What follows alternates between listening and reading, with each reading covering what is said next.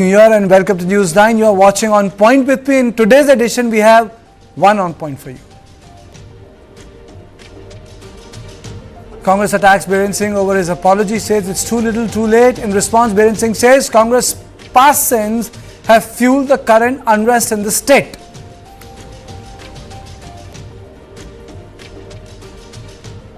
But before that, let's take a quick look at the headlines.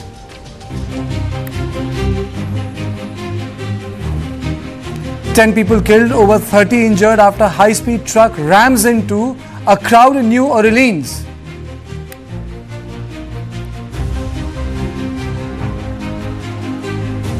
New Year gift for farmers. Cabinet extends subsidy, increases Pradhan Mantri Fasal Bima Yojana's budget.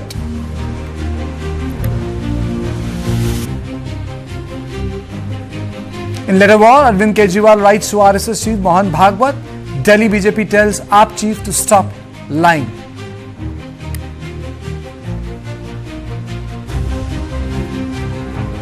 US gives nod for extradition of 26/11 attack accused Tahavur Rana.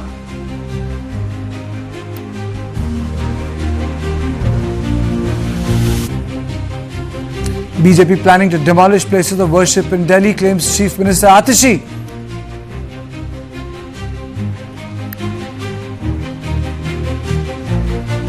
Kerala CM Pinarayi Vijayan's statement on Sanatan Dharma sparks political controversy.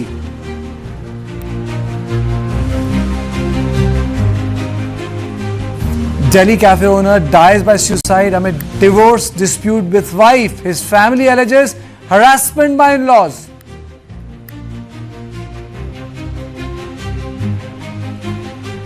IMD predicts more snowfall this week as cold wave tightens grip over Kashmir.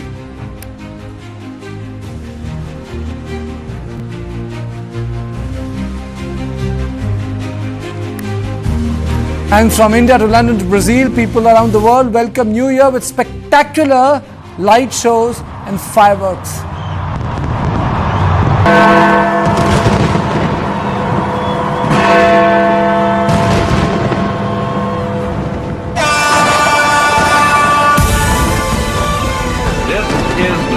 This is London.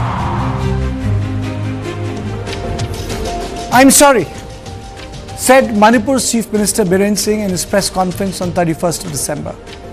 He said, let us forgive and forget and move on. He also said that he is hopeful for peace to return to Manipur and dialogue and discussion is the way forward. And reconciliation is the go-to process. Let us listen in.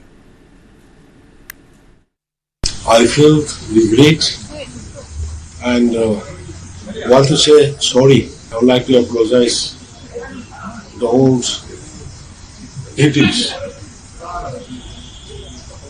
But now I hope, after seeing the last 3-4 months progress towards the peace, I hope with the coming of the new year 2025, that I want to appeal to all the communities of the state. Whatever happens, happens. We have to forgive and forget the past mistakes, and we have to start a new life, a peaceful Manipur. His apology was received by a full-fledged political attack from the Congress, who said it is too little, too late. It's taken 19 months for the Chief Minister to say what he has said today. And it's not enough. Mukhyamantri ko hatana chahiye. The pain and the agony and the distress of the people of Manipur started. For 19 months, the Prime Minister has not spoken. He has travelled all over the country, he has travelled all over the world, but he has not found time to go to Manipur. The Prime Minister's continued refusal to go to Manipur is an insult to the people of Manipur. This led to a long tweet by Biren Singh, and let me read out the important portions of his tweet. First, he said, current unrest due to the past sins of the Congress. Congress settled Burmese refugees in Manipur. Congress signed Sue Pact with Myanmar-based militants. Sue Pact signed under the watch of then Home Minister Chidambaram. My apology was sincere and appealed to people to forgive and forget. Congress politicized the issue. NAGA-KUKI clashes happened under Congress rule. Clashes resulted in 1,300 deaths and mass displacement. Did Narasimha Rao visit Manipur and apologize? KUKI-PAITE clashes claimed 350 lives. Clashes occurred during I.K. Gujral's tenure. Did he apologize?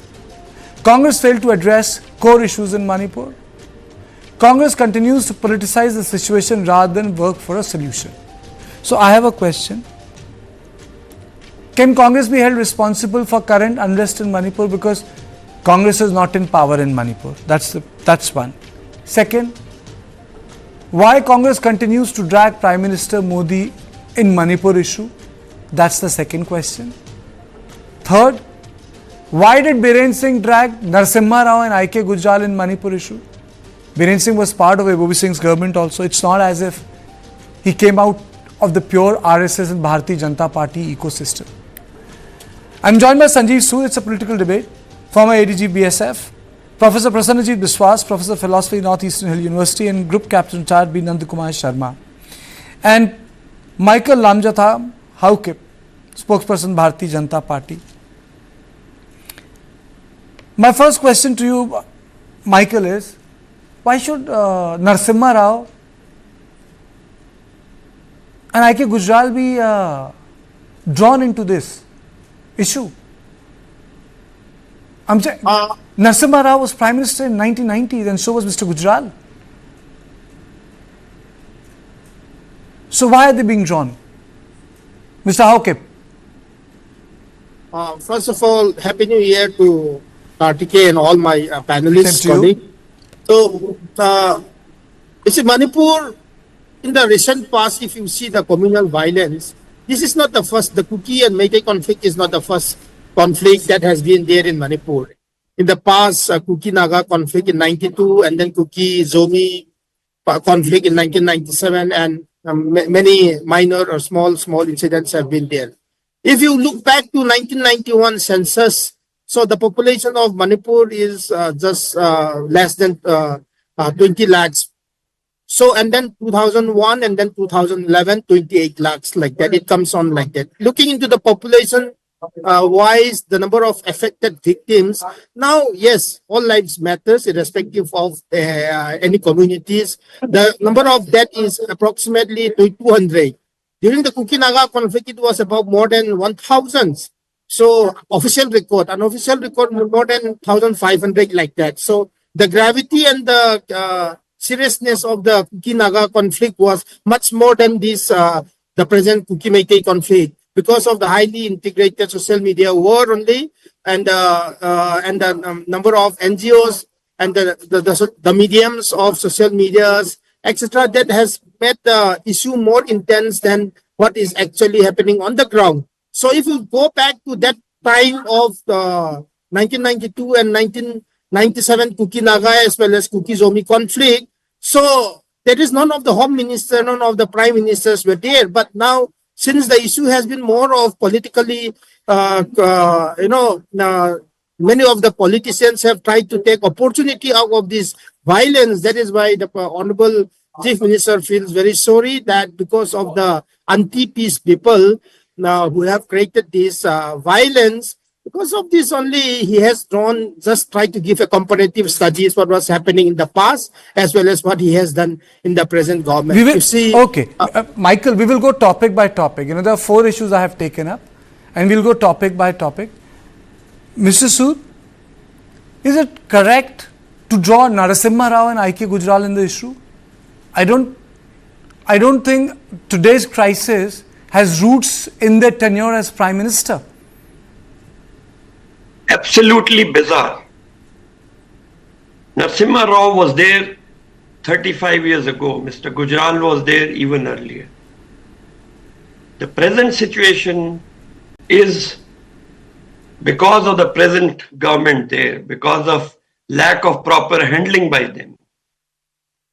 Had they acted immediately after the 3rd May issue, the problem could have been controlled. How is Mr. Narasimha Rao concerned now? It is typical whataboutery of the government of Manipur and of the ruling party, both in Manipur as well as in the center, that makes them say such bizarre things, such bizarre statements. Absolutely incorrect. It is the present government which has to deal with the situation, and whether they had visited or not is immaterial. KUKI Naga, KUKI Naga or KUKI Zaumi conflict had different connotations. This has different connotation. This is a situation which is worse than even the partition clashes. In partition, we still had some pockets of sanity, some pockets, some Muslim pockets here in India, some Hindu pockets there in Pakistan. But here we have total separation of population of our one state of our nation. Kukis cannot go to Meitei area, Meitis cannot go to Kuki areas. This has never been seen.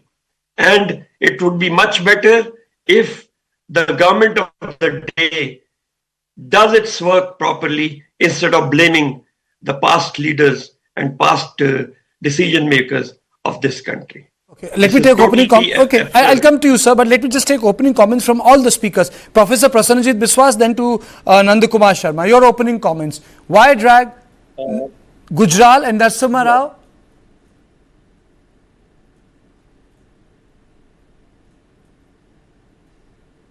Prasanajit, am I audible to you? I think there's a bit of a network issue. Nandakumar, you can take this question. Is it correct to join Narasimha Rao and Gujral?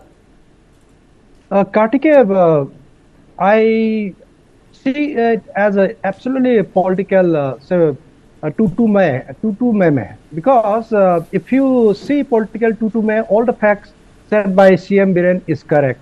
The SU was initiated and all those visited, not visited, but that is not important. He is the leader of Manipur state right now. He is the chief minister, head of the state, and when he knows that such wrong things had happened during the Congress regime, why he is not correcting? Not only why he, the central government as well as the state government, if they know that something wrong has been done by the Congress party, why the BJP present ruling in the state as well as the center not correcting? This is a very serious issue. So the CM of Manipur cannot just go away or cannot just blame away and escape the responsibility by saying that IK, Gujral and the Biren Narasimha Rao, the then primes, they have not visited, and so SU have been signed by them during those times. Yes, it is absolutely correct. But what you are doing right now, this is most important at present. As many panelists have said, yes, the problem right now is to be handled by the present government led by Mr. N. Biren Singh and in the center by Mr. Amit Shah, who is looking after home affairs, internal security. However, I don't see any effort or any serious policies towards solving this issue in Manipur, because I said yesterday, the MHA annual report doesn't mention anything about the Manipur. It just says they are just trying to solve it. They are just visiting of Amit Shah in May is shown as an achievement, and the visit by the Home Minister state is shown as achievement. It cannot be. It has to be something visible on ground, like suspension operation is still intact. As I said, the old arms group, they must be brought under the UAPA 1967. You cannot bring only the Meitei community insurgencies under UAPA and the other community arms holder just let free, scot free, and still support by giving stipend and other SRE fundings. So once you stop funding them and you disarm all these armed groups, irrespective of the communities, when disarming is done, then only peace negotiation can be started. All these activities, what I have said, it can be done by the state government as well as central government. As of now, state government seems no power, because center is doing whatever. Even Manipur police is not able to exercise their limited powers within their territory or whatever during their area of responsibility. And right now, Meitei are totally, they have lost their freedom in India, and it is like say colonial era in Manipur. Okay. The Meitei cannot go beyond 25 kilometers. Similarly, Kukis, they cannot come towards Imphal for availing the. Mr. Sharma, we still have a lot of time left. Let me take opening comment from Professor Prasanajit Biswas. Professor, am I audible to you now? Yes, you are. My question is very simple. We'll go phase by phase. Is it correct to blame Narasimha Rao and I.K. Gujral? Certainly not. It's actually a totally wrong representation of history as well. Because Chief Minister is saying they also did not apologize. It's a reference. He's saying that they did not apologize.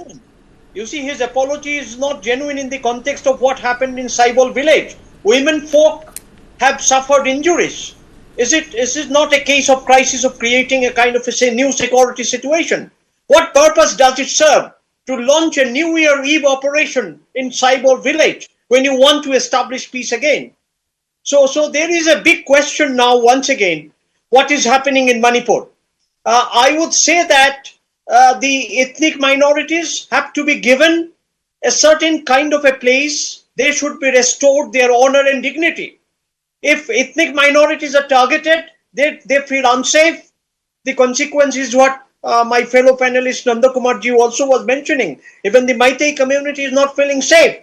So mutually, reciprocally, safety, security needs to be ensured. As far as disarming of all the insurgents are concerned, it cannot be just by targeting this community or that community. It should be on the basis of a broad-based political consensus. The political demands of the KUKI community, KUKI Jomar community, to have a separate administration, as they have raised today in Jantar Mantar protest, needs to be heard very, very clearly.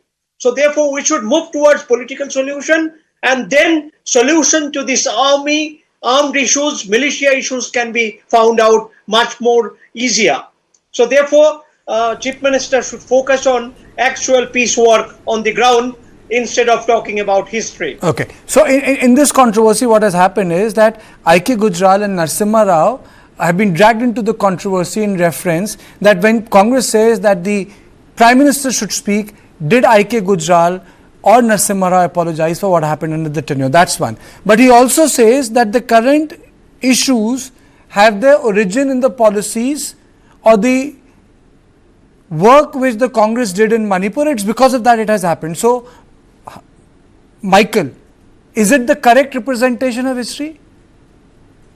No, you see, Jairam Ramesh, Congress senior leader, have dragged in from the comments of the Chief Minister's apology to the victims of the violence. So he dragged in the Prime Minister to apologize the same. That's the reason why the previous Prime Ministers of those current crises, communal crises, have been brought in by Chief Minister and Biren Singh in history. That's the context of the reason why I.K. Gujral and the other former leaders have been dragged in. That's the context what we need to understand. And second thing, like I say, we should focus on normalcy and restoration.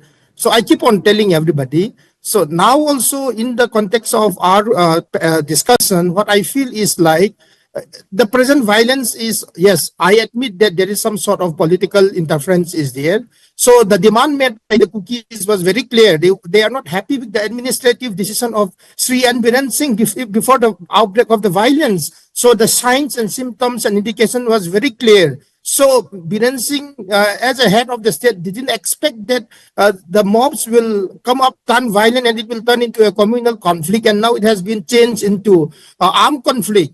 So one thing here, this is because of political opportunism created by the Congress. So this has to be accepted. Now we should focus more on what the present government can do. They cannot deal the women folks and the civilians like terrorists. So what we have seen in Saibol, so you cannot treat women folk like a terrorist when they are blocking the armies on duty. So what I want to focus more on here is every panelist is responsible for bringing peace and restoration in Manipur. So we should not join the echo of those political opportunism created either by BJP or Congress. We should focus more on restoration and normalcy in Manipur. So I think, Kartike, I think the way how we try to bring a discussion is like, what can the government of Manipur and government of India do at this point of time, which they are not doing? Instead, we can focus, have a more of holistic discussion, because it's already 2 years, going to be 2 years now. There's no sign of improvement. So I request all panelists to focus more on what we want the government to do.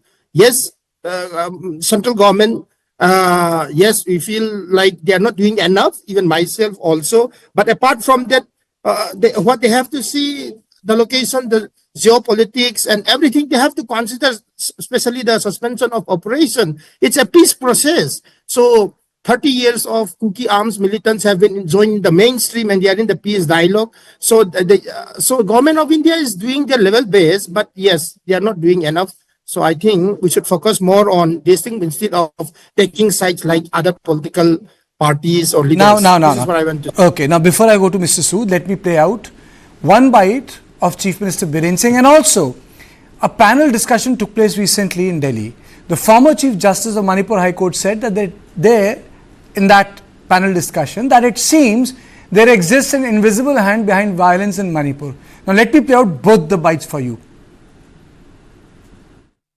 Only to resolve conflict is dialogue. Dialogue is the only solution. We should live violent. We should not target each other. We should not fight each other. Whatever the grievances, we have to sort it out through discussion and a dialogue. So, central government has already initiated, and the state government also initiated through various level to bring peace in the state. And I hope, with the support of the masses, peace will be restored.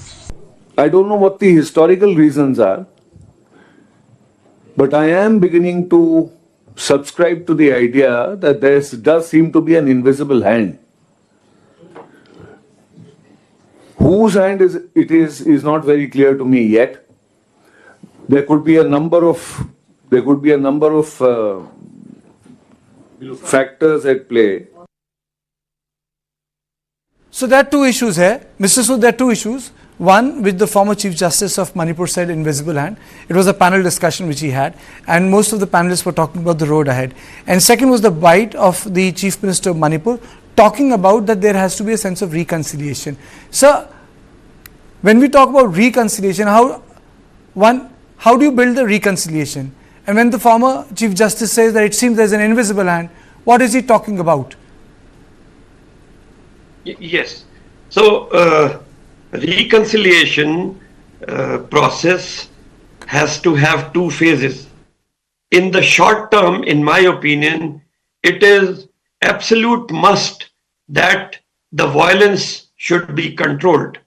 The violence periodically springs up, which neither the state police is able to control nor other central armed forces are able to control, because these central armed forces are operating with their hands tied behind their back. You see, as earlier in your program also I had said, Armed Forces Special Powers Act has to be extended to the entire state of Manipur, so that forces can act aggressively to recover large number of weapons and ammunition which is available in the civil society, which was looted, or in my view, which was probably handed over by the Manipur police and state armed police to the militants, whosoever were there. So that must be recovered. Number two, the two warring parties must be brought to table to talk to each other. How do you do that? There has to be an intermediary. Intermediary, in my opinion, could be the Nagas, who have kept themselves aloof from the problem. The intermediaries could be the Gaon Buddhas of various villages, various communities out there. So, number one, violence has to be stopped. Number two, the weapons have to be recovered. Number three, these people have to start talking to each other. This is in the short run. And in the long run, we must also address the concerns of Meiteis for their tribal status. But then all those committees, the Loker committee, the Khaka committee, the Bhuria committee recommendations on these which have periodically been commissioned to define the which tribes can go into the scheduled tribe have to be looked into.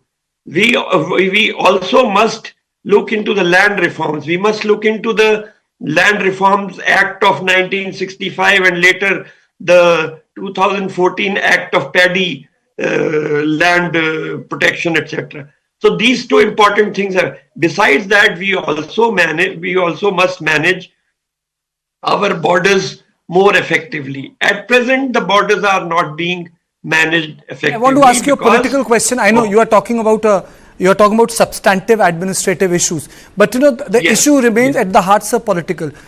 Let me be the let me be the devil's advocate. Let me take another pole position. Do you think it's counterproductive to always talk about Modi in reference to Manipur, so the position gets hardened? I think so. We can avoid that, but then it cannot be. No, it's not about you, sir. It's not about you. It's about whenever the Congress takes the position on Prime Minister Modi. My question to you is: do you think that this political strategy becomes counterproductive because the other side also becomes aggressive? It becomes assertive. It takes a hard stand. No, I don't think so. The other side should become aggressive. The point is that Modi is the leader of the nation. What has he been doing so far? I mean, 19 months and a state is burning. The state government is not doing anything. The central government is not doing anything. Central government is just pumping security forces into the state without any authority. So you have, I mean, half-hearted measures don't work. And Mr. Modi speaking, or in fact, say imposing president's rule. Had it been any other state, the president rule would have been imposed the very second day. Why has it not been? The central government as well as the state government is appearing to be doing nothing to resolve the matter. So, I mean, as much as we would like not to, the opposition parties not to mention his name, but then it becomes imperative because he appears not to be doing anything. What is the government supposed to do? No, you're clear. I get the drift of your argument. There are two things. You should be doing something, you should be seen doing something. Because when you are seen doing something, it's a messaging part, which I think most of the panelists have also said. But you see, what has happened to Saibal, which I think Prasanajit was talking about, which Michael also spoke about. I mean, so there is, the police also, Prasanajit, faces hostility. You see, I'm not saying that, we should always be on the side of the government. I'm saying, look at the way the problem which the armed forces, security forces are in Manipur. On one hand, you have civil society organization in valleys, Mera Paibis. On the other hand, when they had gone to destroy the bunkers, and I know women got hurt, and women should not have gone hurt, they were being again opposed by the civil society members because they were destroying bunkers. So even our armed forces are in a tight position. I mean to say, they are really in a tight position. Yes, they are in a tight position. Sir, this is for Prasanajit, then I'll come to you, sir. I'm asking you because I know you always, you always have that humanitarian perspective. So this question is for you. They are in a tight position. No, they are in a tight position, but at this point of time, destruction of a bunker in the KUKI areas, is something that raises a lot of question. Why a bunker should be targeted in this manner? Because a bunker has been set up here to resist any kind of a marauding attempt that comes from the other side.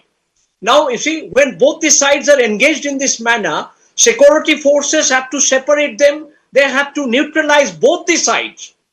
Now, it cannot be that by destroying bunker, you keep open one side totally insecure. And when women folk are saying something, they are ordinary women folk, their citizens, why their voices are not heard? And where is the standard operating procedure when women folk come to resist? Why the men folk who are in the police or the army should be on the other side? Women folk should not be treated like this. This is violation of human rights very clearly when women are injured. That is avoidable. Such an avoidable step should have been avoided at this point of time. This has raised unnecessary hackles and raised doubts further about why the action and operation is still remaining one-sided. And it's creating a sense of insecurity among the KUKI-Jo people again. So this was avoidable completely, in my opinion, Kartikeya. Saying it was avoidable. But then what should the government do? Mr. Sood was talking about something should be done. They should be seen doing it. But what should be done? It's easier to talk on TV studios and accept that than do the real thing. That is why politics is a tough business. That is why it's the toughest business. Then what should be done, Prasannaji? Yes, in one sentence, I would say that government should call for a dialogue. As Honorable Chief Minister also was saying, if dialogue attempts are not responded to, KUKI MLAs went to Delhi, no dialogue happened. So now you see, dialogue has been completely given a backseat. Concerned parties have to be brought into a dialogue. Be it civil society, be it armed militias, be it the Chief Minister's office, be it the other side, those who are part of KUKI-Jo Council, etc. All these actors need to be brought into a dialogue. Without that, operating with the boots on the ground is not going to be very productive. This will result into, unfortunately, many human rights violations, which is uncalled for at this point of time. Mr. Sharma, you said the whole idea is to have a forward-looking approach. On 20th of January, 600 days of Manipur violence will be over. 600 days. In May, 2 years. I think there has to be some sort of a mechanism, a public approach, or sort of a declaration of a process. What do you suggest can be one without saying this or that, or without saying, because you have been part and parcel of many shows, a thought must have come across your mind that at least this can be done. Mr. Nandakumar Sharma, then I'll come to you, Michael. Kartikeya, because generally when we meet on a show, there are a lot of grievances. And then once it's done, a lot of people say, can we have a forward-looking show? So I am giving you the opportunity today. Aap batao. Firstly, kya karna chahiye? Kartikeya, firstly, you can bring solution to the present crisis in Manipur with active involvement of central leadership, especially by the MHA and the Manipur state government. The policies need to be changed. You have to treat all the arms, illegal arms holder equally. Once again, I am saying all illegal arms holder must be treated equally. The way the mighty insurgencies are brought under UAPA 1967 since very long back, the all KUKI armed groups, they are also must be brought under the UAPA 1967. Once they are banned, the Special Armed Force Act, which Mr. Sood has mentioned earlier, it is there in the hills still. And in many of the places of the valley also, it has been extended recently. So army and the security forces, they have all the rights to do operations. However, they are not able to do operation because of this suspension of operation. Once you abrogate this suspension of operations, the binding hands in the security forces, especially the armies and the Assam Rifles, they will be free to operate like the way they are operating in the valleys and eliminating the Manipur mighty insurgencies. You would be surprised to know that there are more than 5,000 mighty insurgencies have been eliminated since 2005 to 2010. And as of now, the KUKI arms group and even the KUKI civil society leaders, they proudly claim that the KUKI arms group never fired a single shot to the security forces or the army. This misconception must be broken, and the old arms group must be treated and brought under UAP 1967 and more clearly defined under DNS section 111. If it is done, everything will come into peace process, because now it is the weapons are speaking. No political leaders or no CSOs, they cannot talk until unless these weapons are seized from these people. And also, I would like to add a few points to the professor. The professor has mentioned that ethnical minority is indicated towards the KUKI only. I would like to correct that. The Meitei community in the whole world must not be more than 18 to 20 lakhs, whereas the KUKI community in the whole world would be around 1.5 to 2 crore. So saying that KUKI community is ethnic minority, it is highly incorrect. If it is an ethnic minority, then it is the Meitei community. This is what I would like to convey. And also, Professor has said the atrocities done towards the KUKI women in a Saibol. Yes, it is very sad. It should not have been done. But at the same time, Meitei women and the children, they are also brutally beaten and shot while they were peacefully protesting. And in case of Saibol, it was they were stopping the operation by the forces. Okay, So, okay, wait a minute. I would like to make a fair comparison to, I would like to request the professor to make a fair comparison because human rights violation is more of more in towards the Meitei, because the Meitei cannot go beyond. Mr. Sharma, wait a minute. I need to play a couple of bites, then I'll come to you. Again, it has come down to one community versus other. Let me play out a couple of reactions. Ashok Gehlot of the Congress and the Gaurav Vallabh of Bharatiya Janata Party.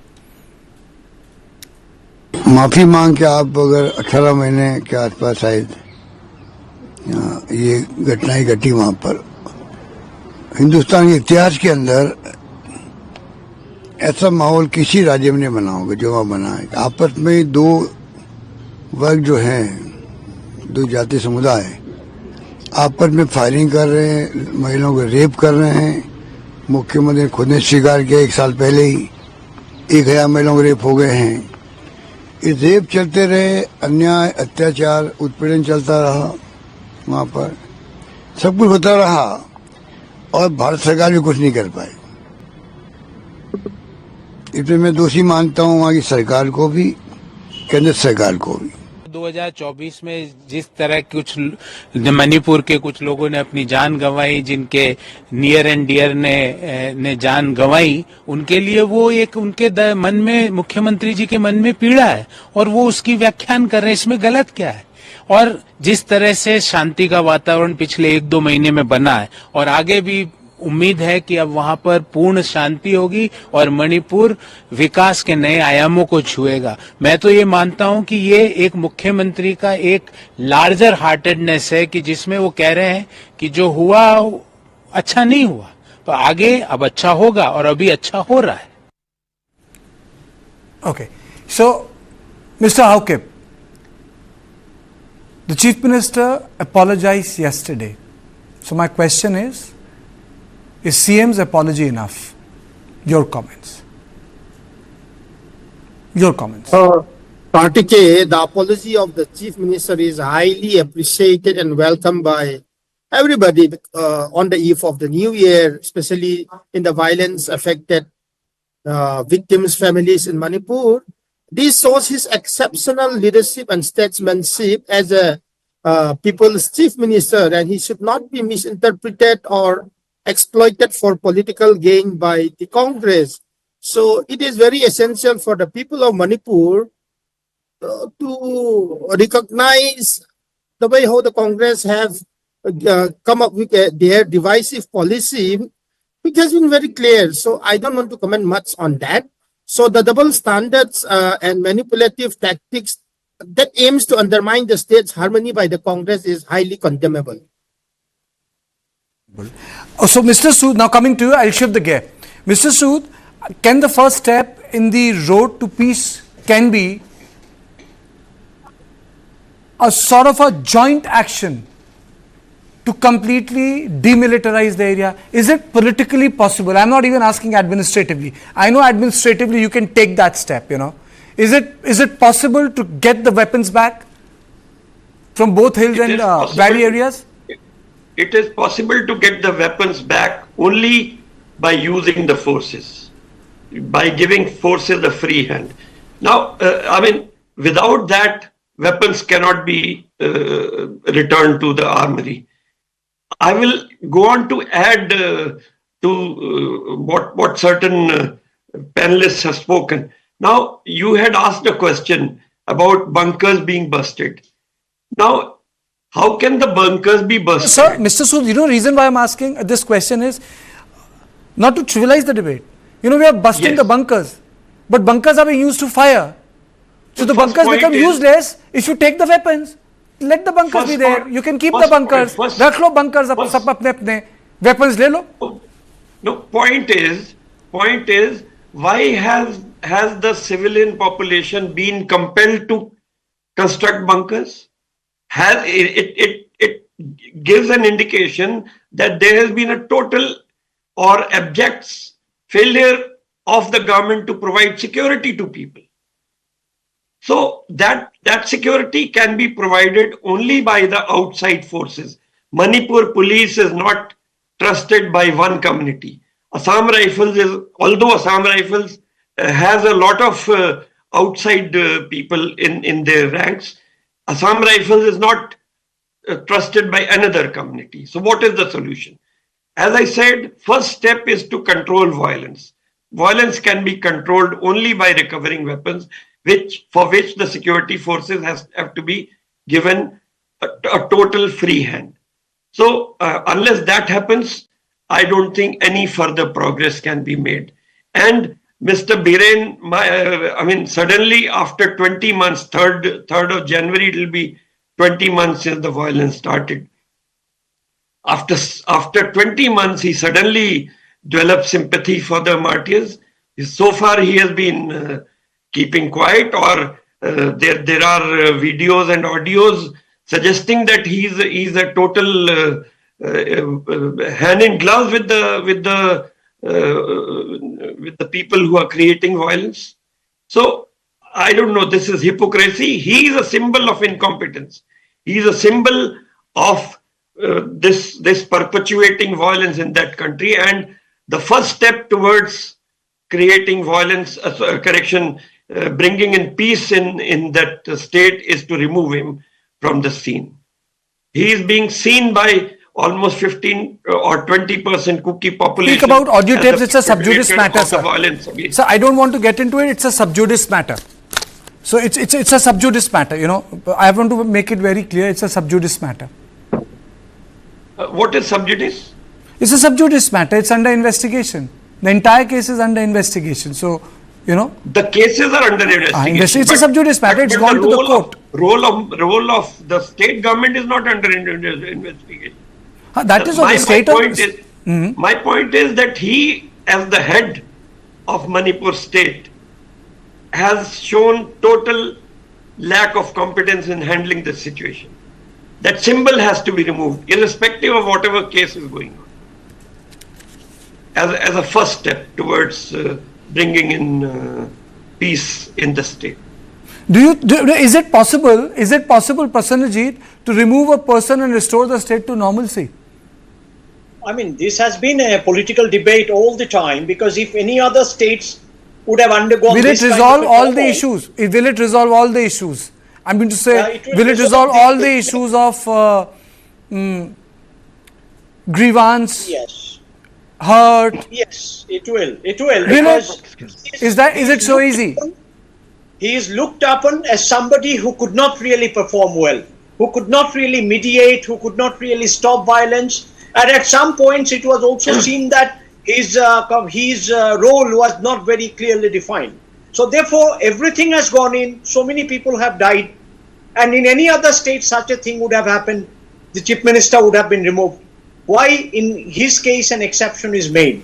In what way he is able to bring back peace is a question even now. Even the humanitarian work, giving compensation to people who are victimized, are not properly yet launched, so that confidence returns to Manipur. So neither at the humanitarian level, not at the military, strategic, administrative level, enough has been done under his regime, and therefore there's always a question in his country. Okay, Mr. Sharma, then I think this question needs to be addressed by Lamjathang Haokip, who is the spokesperson of Bharatiya Janata Party. Mr. Sharma, do you think the removal of one person makes a difference? I don't think removal of a CM will make any difference. However, the present crisis responsibility lies to the head of the administration, that is the CM himself.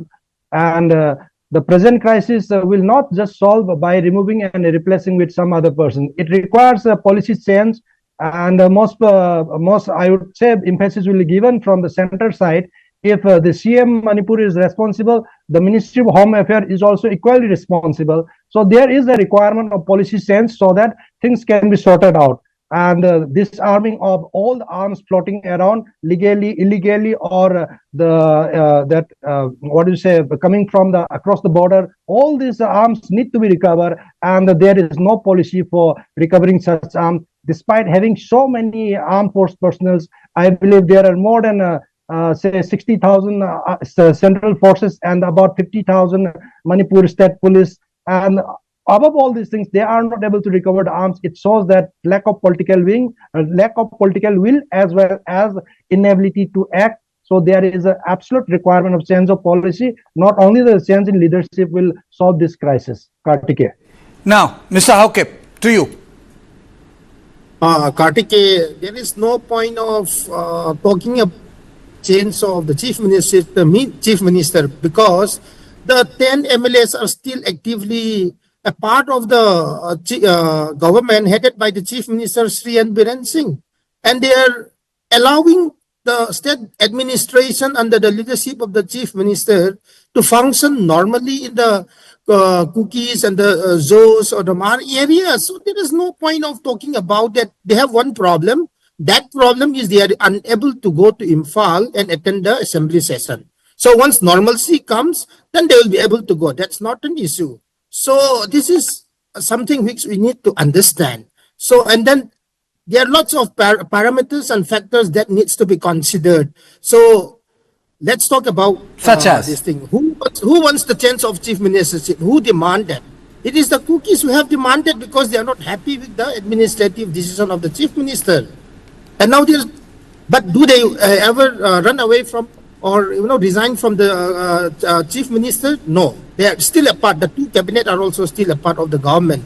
So change of leadership is not a solution, but in fact, N. Biren Singh is the only chief minister and the only MLAs among all the 60s who have a tribal connect with all the tribes and all the people's communities of Manipur, and there are many plus points, and that must be the reason why the central government is not in the position to change him, and they hope that he is the only person who can bring and restore peace in Manipur.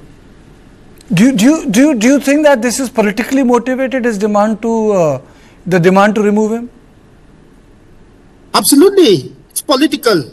You see, let's connect the dots. So the Meiteis are also equally frustrated because of the violence, and they have chosen the two Congress MPs in the election by showing their frustration towards the chief minister. What does the Hills, the KUKIs do? They choose the Congress over the BJP by choosing Alfred and Dimol in the MP election. That indication is very clear. So both the Meitei did not demand the change of leadership. In fact, the KUKIs have demanded the change of leadership. If you connect it during the elections times onwards, even now, the KUKIs are still demanding the change of leadership, but the Meitei have never. Okay, then let me ask you a question. If it's a KUKI demand, then why did Bharatiya Janata Party lose both Manipur inner and outer seat? If it was just a KUKI demand, why did BJP lose both the Lok Sabha seats? I mean to say, even Maitis. No, let me ask. It's a question. You can differ with me.